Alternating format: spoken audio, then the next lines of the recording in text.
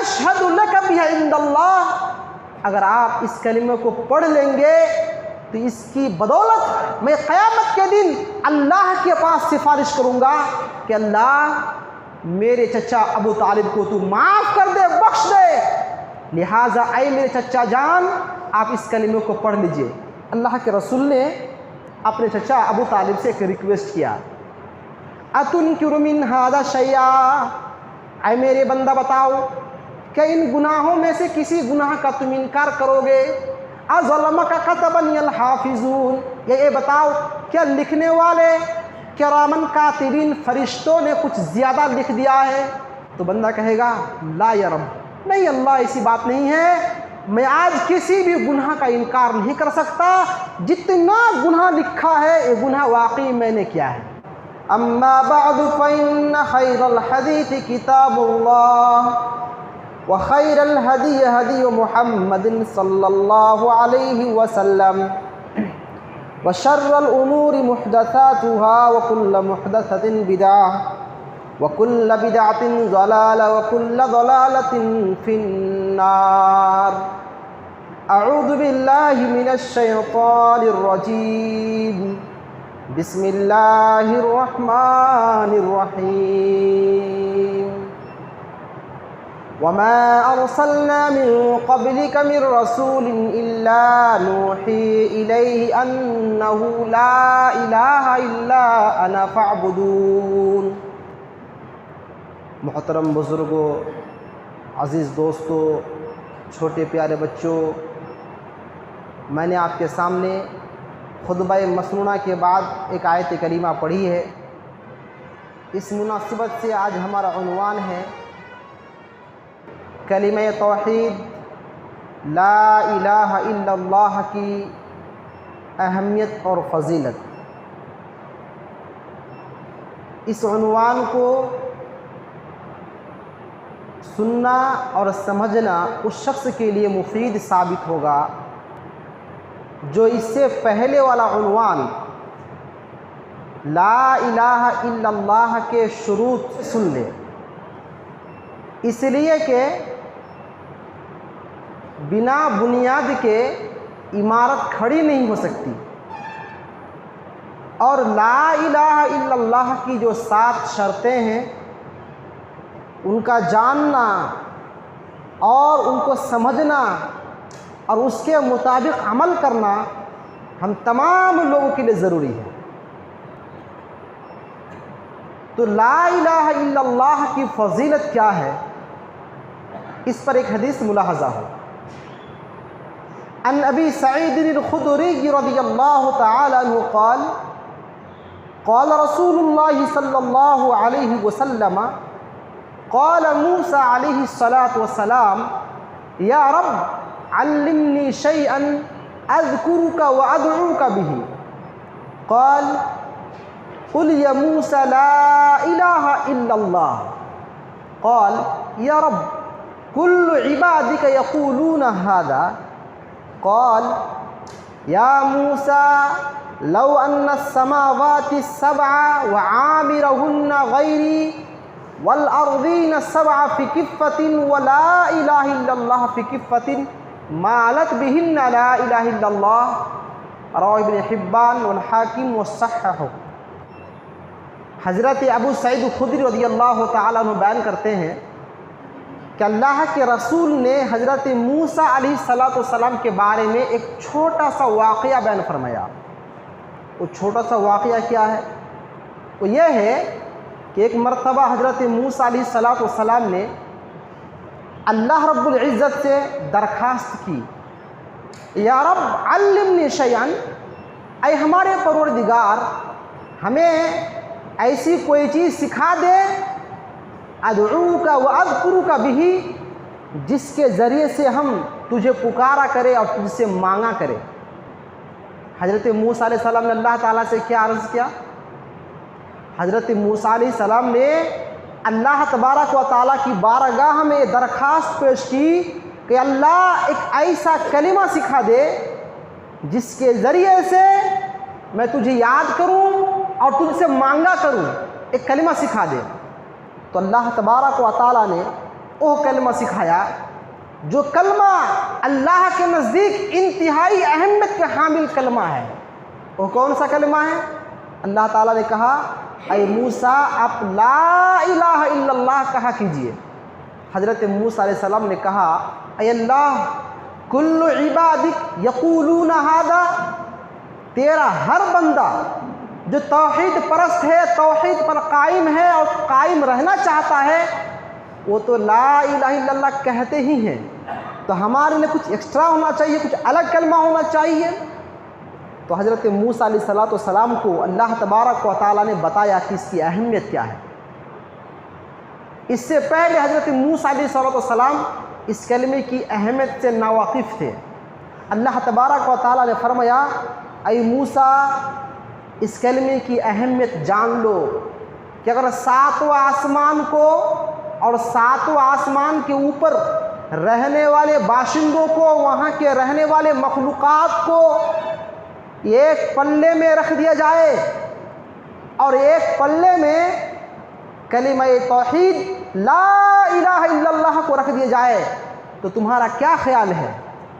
پھر اللہ تعالیٰ نے فرمایا کہ لا الہ الا اللہ والا پلہ یہ بھاری ہو جائے گا اور ساتواں آسمان، ساتواں زمین اور ساتواں آسمان کے باشندے جس پلے میں ہوں گے وہ پلہ ہلکا ہو جائے گا۔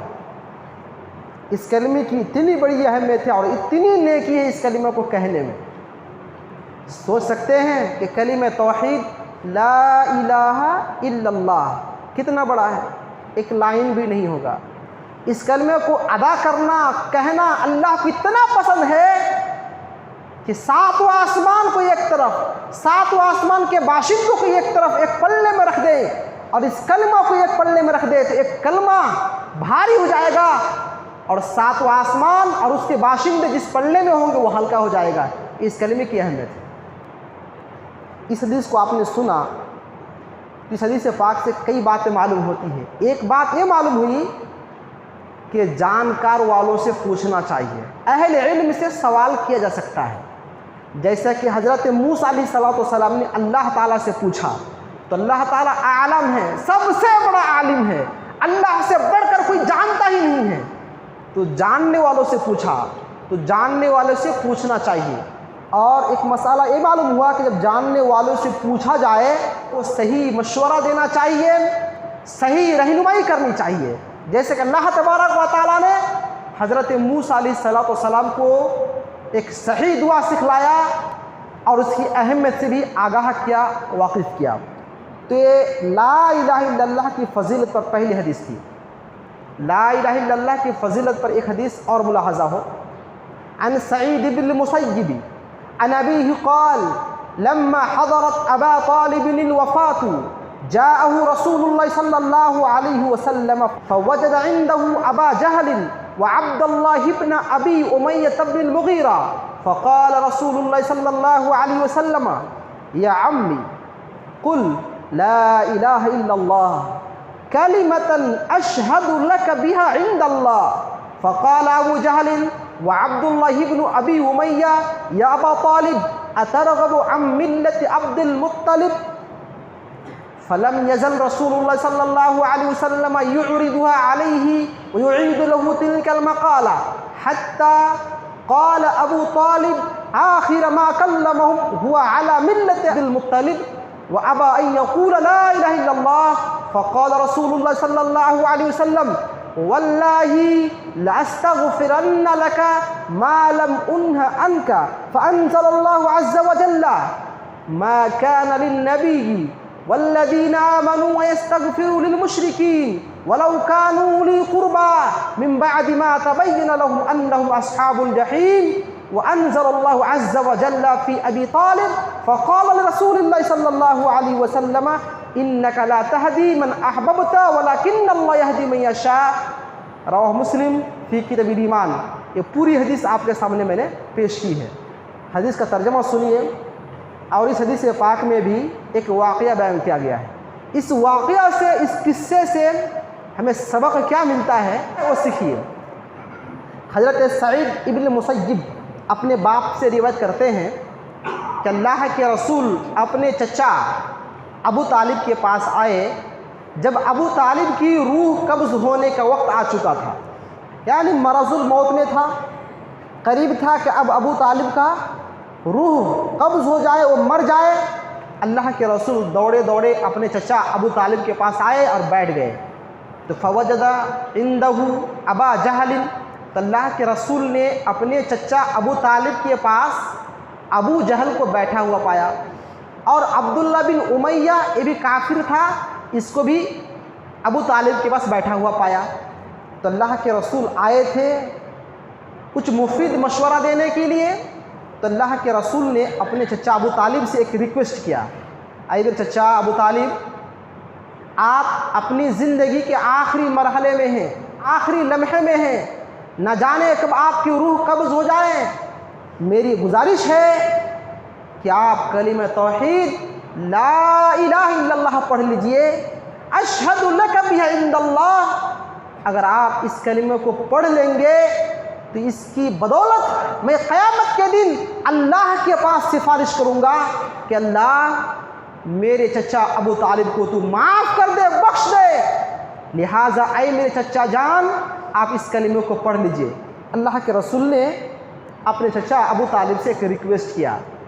وہیں پر بیٹھے ہوئے ابو جہل اور اس جیسا دوسرا کافر اور تھا، انہوں نے کہا اے ابو طالب اترغب عن ملت عبد المطلب، اے ابو طالب ایک کیسے ممکن ہے کہ اپنی آخری لمحات میں اور آخری وقت میں تم اپنے باپ دادا کی دین چھوڑ دو گے اور محمد کا دین اپنا لو گے؟ دیکھیے ایک خطرناک جملہ ہے۔ کیا کہا؟ اے ابو طالب تم آخری وقت تک اب تک اپنے باپ دادا کے دھرم پر، اس کے مذہب پر قائم تھے، اب مرتے وقت محمد کا کلمہ پڑھ لو گے، توحید قبول کر لو گے؟ تو ابو طالب نے کیا کہا؟ ایک دوسری روایت ہے اس میں یہ لفظ ہے کہ اگر مرنے کے بعد مجھے یہ خدشہ نہ ہوتا، یہ ڈر نہ ہوتا کہ میری قوم مجھے طعنہ دیں گے تو میں محمد کا دین قبول کر لیتا۔ یہ ابو طالب کا الفاظ ہے۔ ابو طالب نے آخری کلمہ جو ادا کیا تھا مرنے سے پہلے وہ یہ تھا کہ میں اپنے باپ دادا کے دین پہ مر رہا ہوں۔ اس لفظ پہ ان کا انتقال ہو گیا تو اللہ کے رسول کو بڑا افسوس ہوا، بہت غمگین ہو گئے اور آپ حزن و ملال کا شکار ہوئے۔ اللہ کے رسول کو اتنا افسوس ہوا کہ آپ نے قسم کھائی اور کہا واللہ، اللہ کی قسم، لاستغفرن لک ما لم انہ عنک، اے میرے چچا ابو طالب آپ مر گئے ہیں لیکن اللہ کی قسم کھاتا ہوں کہ جب تک اللہ مجھے آپ کے بارے میں معافی طلب کرنے سے منع نہیں کرتا تب تک میں آپ کے لیے بخشش کی دعا کرتا رہوں گا۔ اللہ کے رسول نے قسم کھا کے کہا کہ جب تک اللہ تبارک و تعالیٰ مجھے منع نہ کر دے کہ آپ اپنے چچا کے لیے دعا نہ کرے تب تک میں دعا کرتا رہوں گا کہ اللہ میرے چچا کو معاف فرما۔ لیکن اللہ تبارک و تعالیٰ کو قطعی طور پہ یہ پسند نہیں تھا اور نہیں ہے کہ کوئی مومن، کوئی نبی کسی مشرک کے حق میں دعا کرے۔ اللہ تبارک و تعالیٰ نے آیت نازل فرمائی ما كان للنبي والذين آمنوا ويستغفروا للمشركين، کسی نبی کے لیے، کسی مومن کے لیے جائز ہی نہیں ہے کہ وہ کسی مشرک کے حق میں دعا کرے من بعد ما تبین لهم انہم اصحاب الجحیم، ظاہر ہو جانے کے بعد کہ یہ جہنمی ہے، مشرک کا ٹھکانہ جہنمی ہے، کسی نبی کے لیے، کسی مومن کے لیے کسی مشرک کے حق میں دعا کرنا جائز ہی نہیں ہے۔ اس آیت کریمہ سے ایک مسئلہ معلوم ہوا کہ جس شخص کا انتقال حالت کفر میں ہو جائے، شرک کرتے ہوئے ہو جائے، اس کے حق میں آپ دعا نہیں کر سکتے۔ آپ یہ نہیں کہہ سکتے اے میرے پروردگار میری ماں کو معاف فرما دے، میرے باپ کو معاف فرما دے، ان کے قبر کو جنت بنا دے، نہیں کہہ سکتے اگر ان کا انتقال شرک پہ ہوا ہے تو۔ یاد رکھیے ایک ہے توحید اور توحید کا الٹا شرک۔ جو شرک کرتے ہوئے مر جائے، چاہے آپ کی ماں ہو، آپ کا باپ ہو، آپ کی بیوی ہو، آپ کے بیٹے ہو، آپ کے رشتہ دار کیوں نہ ہو، آپ اس کے حق میں یہ نہیں کہہ سکتے اللہ میرے فلاں بندہ کو معاف فرما یا فلاں شخص کو معاف فرما، ایسا آپ نہیں کہہ سکتے۔ اللہ کے رسول کو منع کر دیا گیا چچا کے حق میں استغفار کرنے سے۔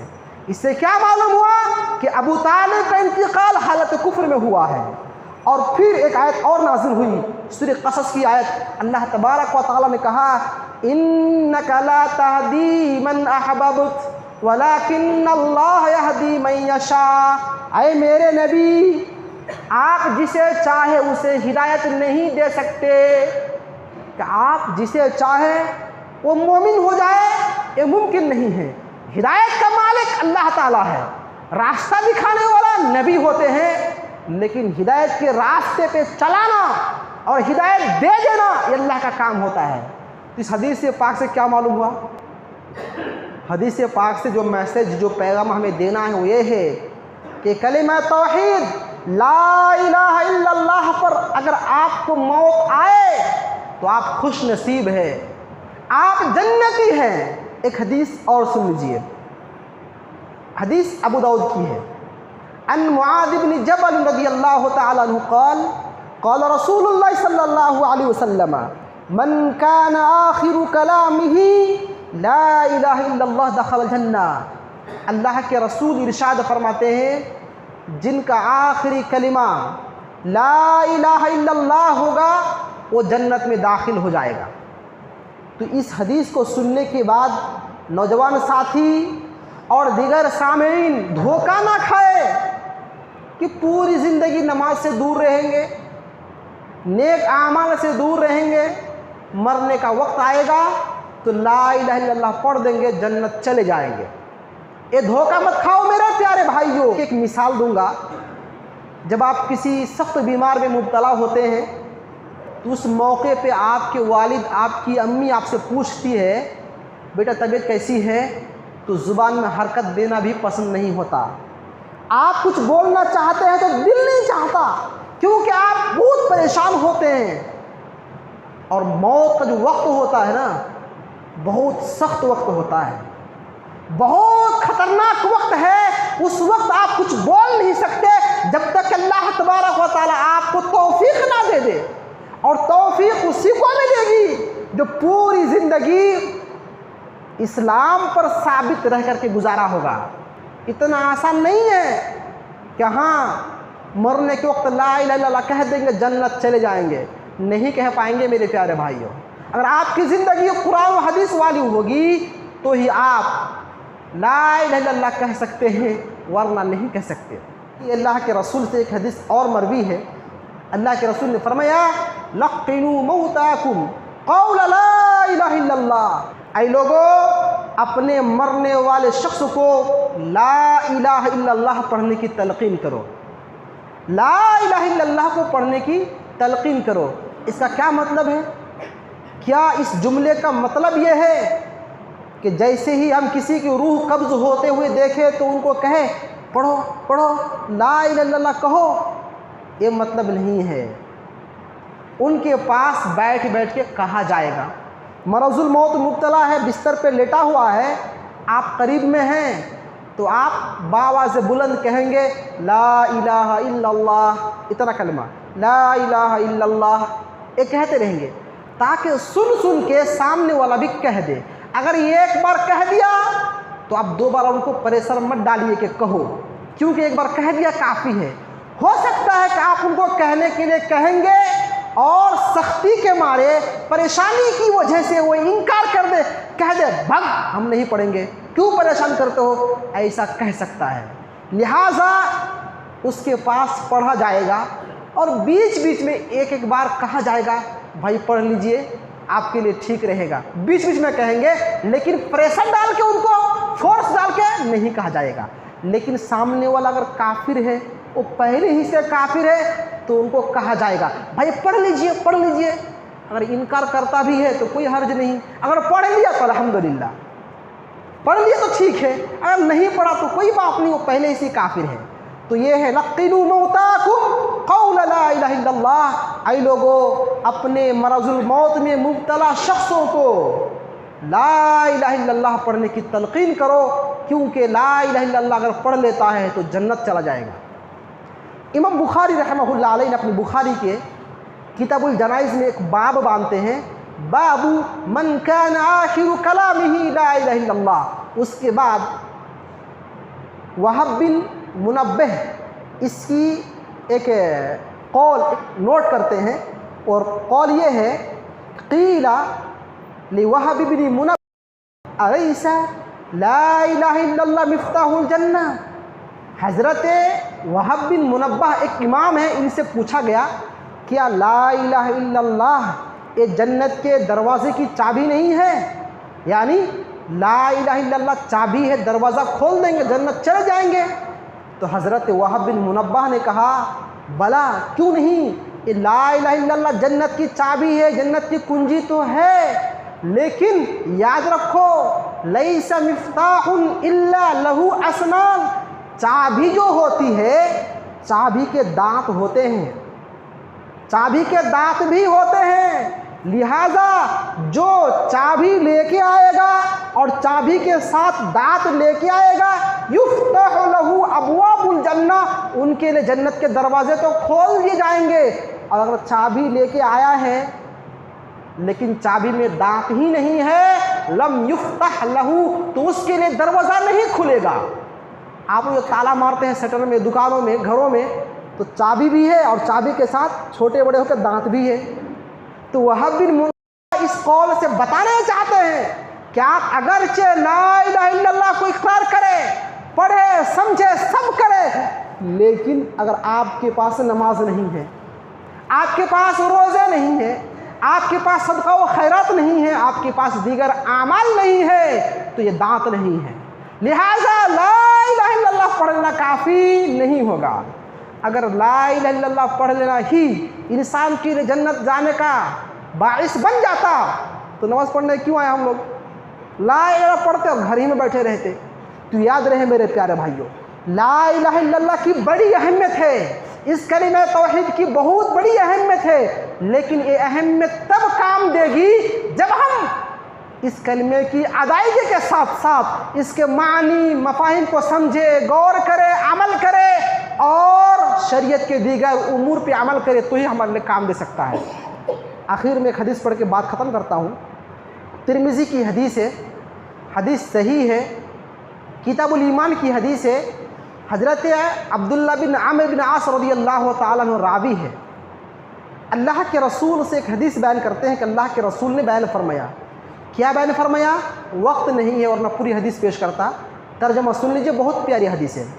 اللہ کے رسول فرماتے ہیں ان اللہ سیخلص رجلا من امتی علی رؤوس الخلائق یوم القیامہ، اللہ تبارک و تعالی قیامت کے دن تمام لوگوں کے سامنے ایک شخص کو کھڑا کرے گا، ایک شخص کو ظاہر کرے گا، کھڑا کرے گا، فینشر علیہ 99 سجلا، اور ان کی نگاہ کے سامنے 99 رجسٹر پھیلا دیے جائیں گے، 99 دفاتر رجسٹرز پھیلا دیے جائیں گے۔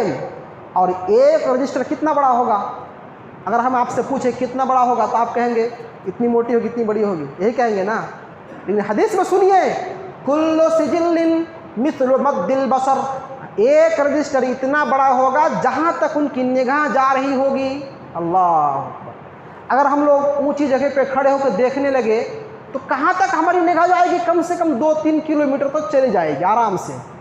تو 2-3 کلومیٹر تک ایک رجسٹر بچھا ہوا ہوگا، اتنا بڑا رجسٹر ہوگا۔ اس طرح کے 99 رجسٹر بچھے ہوئے ہوں گے، اور ان رجسٹر میں کیا ہوگا؟ نیکیاں نہیں، صرف گناہ ہی گناہ، گناہ ہی گناہ، ہر صفحے میں، ہر لائن پہ گناہ گناہ لکھا رہے گا۔ اللہ تبارک و تعالیٰ اس بندے سے پوچھے گا اتنکر من ھذا شیئا، اے میرے بندہ بتاؤ کہ ان گناہوں میں سے کسی گناہ کا تم انکار کرو گے؟ اظلمک کتبا الحافظون، یہ بتاؤ کیا لکھنے والے کرامن کاتبین فرشتوں نے کچھ زیادہ لکھ دیا ہے؟ ایسا ہے کہ تم نے کچھ گناہ نہیں کیے تھے اور فرشتوں نے بڑھا چڑھا کر تمہارے رجسٹر میں لکھ دیا ہے؟ ایسا ممکن ہے؟ تو بندہ کہے گا لا یا رب، نہیں اللہ ایسی بات نہیں ہے، میں آج کسی بھی گناہ کا انکار نہیں کر سکتا، جتنا گناہ لکھا ہے یہ گناہ واقعی میں نے کیا ہے، اور لکھنے والے فرشتوں نے بھی زیادتی نہیں کی ہے، انہوں نے بھی زیادہ نہیں لکھا ہے۔ پھر اللہ کہے گا افلک عذر، اے میرے بندہ بتاؤ کیا تمہارے پاس کوئی عذر ہے، کوئی بہانہ ہے؟ کیا کوئی بہانہ کرو گے؟ آج کوئی عذر پیش کرنا چاہو گے؟ تو بندہ کہے گا لا یا رب، نہیں اللہ آج بہانہ ہم کر ہی نہیں سکتے ہیں، واقعی ہم نے تمام گناہ کیا ہے اور ان تمام جرائم کا میں مرتکب ہوں اور اس کا اقرار بھی کرتا ہوں۔ تو اللہ تبارک و تعالیٰ کہے گا کیوں نہیں، بلا ان لک عندنا حسنہ، نہیں آج ظلم نہیں ہوگا اور آج تمہاری ایک نیکی میرے پاس لکھی ہوئی ہے، ایک نیکی ہے۔ اب وہ ایک نیکی کیا ہو سکتی ہے؟ اللہ کے حکم سے ایک کاغذ نکالا جائے گا، بطاقہ، ایک کاغذ کا پرچہ نکالا جائے گا جس پرچے میں لکھا رہے گا اشہد ان لا الہ الا اللہ واشہد ان محمدا عبدہ ورسولہ، ایک جملہ، ایک کلمہ ایک پرچے میں لکھا رہے گا۔ تو اللہ تعالیٰ کہے گا اے لو ٹکٹ اور جاؤ آگے بڑھو، احضر وزنک، جاؤ وہاں نیکی ناپی جا رہی ہے، وہاں گناہ ناپے جا رہے ہیں، وہاں پر چلے جاؤ۔ تو بندہ شرمندگی کی حالت میں کہے گا ما ہذہ البطاقۃ ما ہذہ السجلات، اے میرے پروردگار اتنے بڑے بڑے اتنے سارے رجسٹر کے سامنے اس پرچہ کی کیا وقعت ہے، کیا حیثیت ہے، کیا ہونے والا ہے؟ اللہ تعالیٰ کہے گا ارے آج تو یہ دن ہے، انک لا تظلم، آج تم پر ظلم نہیں ہوگا، آج ظلم نہیں ہوگا۔ فمن یعمل مثقال ذرۃ خیرا یرہ ومن یعمل مثقال ذرۃ شرا یرہ، دنیا میں ایک ذرہ بھلائی کی ہو تو آج دکھانے کا دن ہے، دکھا دیں گے بھلائی کیا ہے، اور دنیا میں ایک ذرہ برابر برائی کی ہو تو آج وہ برائی بھی دکھانے کا دن ہے، آج وہ برائی دکھا دیں گے۔ جاؤ تم پر ظلم نہیں ہوگا، تم نے جو کیا ہے اس کا پورا بدلہ ملنے والا ہے۔ وہ بندہ آئے گا شرمندگی کی حالت میں ایک پرچہ لے کر، کاغذ لے کر، ٹہلتے ٹہلتے ترازو کے پاس پہنچے گا، اور راوی حدیث کہتے ہیں فتودع السجلات فی کفۃ، تمام کے تمام رجسٹروں کو، تمام کے تمام کاپیوں کو، نوٹ بکوں کو ایک پلے میں رکھا جائے گا، اور ایک ورقہ کو، اس بطاقہ کو، اس کاغذ کو جس میں ایک جملہ لکھا ہے اشہد ان لا الہ الا اللہ واشہد ان محمدا عبدہ ورسولہ، اس پرچہ کو ایک پلے میں رکھا جائے گا۔ اب کیا ہوگا بتائیے، کیا ہوگا؟